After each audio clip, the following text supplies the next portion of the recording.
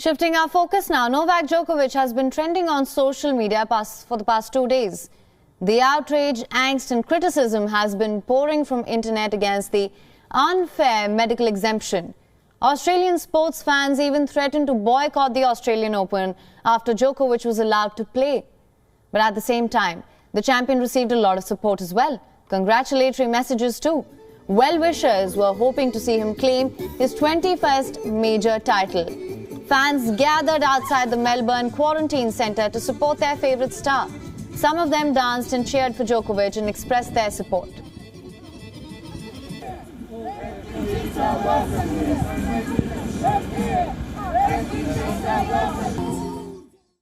We've come down here to support him. It's not fair. It's being discriminating against him just because he chooses not to state, his vax status. I mean, it is a personal choice. So, like I said to the guys before, he shouldn't be, telling people what his actual status are. He's here to. This is his job. He's here to play. But hang on, tennis players got exemptions. Why aren't they sent back home?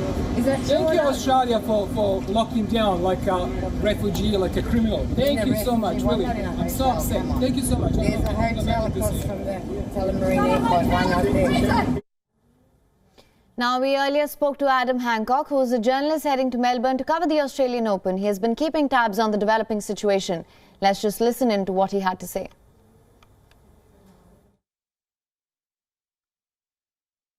Well, there's seemingly not really a lot that Novak Djokovic can actually do right now. He potentially just has to sit tight and leave it to his lawyers and his legal team as they prepare for that hearing to resume on Monday.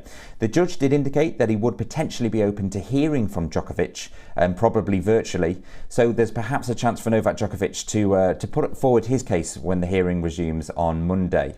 But in terms of how things might actually go, well, the judge has indicated that he's keen to get proceedings over with fairly quickly, although he did say that he would not be pressured by organisers of the Australian Open tennis tournament who are keen to see this resolved as soon as possible. They need to get their schedule together, and if Djokovic is unable to play, they also need to find a replacement. But the judge did say that, he wants this to be done properly and he's not going to be rushed into making a decision.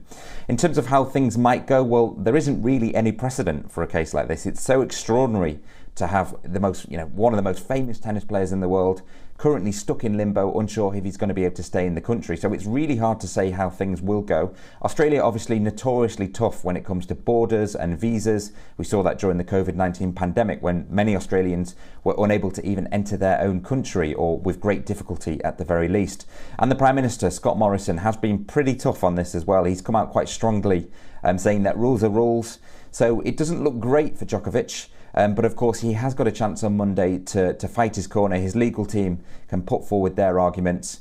He'll be very keen, obviously, to get this sorted, get out of where he's going to stay over the weekend and get practicing ahead of the Australian Open. WION is now available in your country. Download the app now. Get all the news on the move.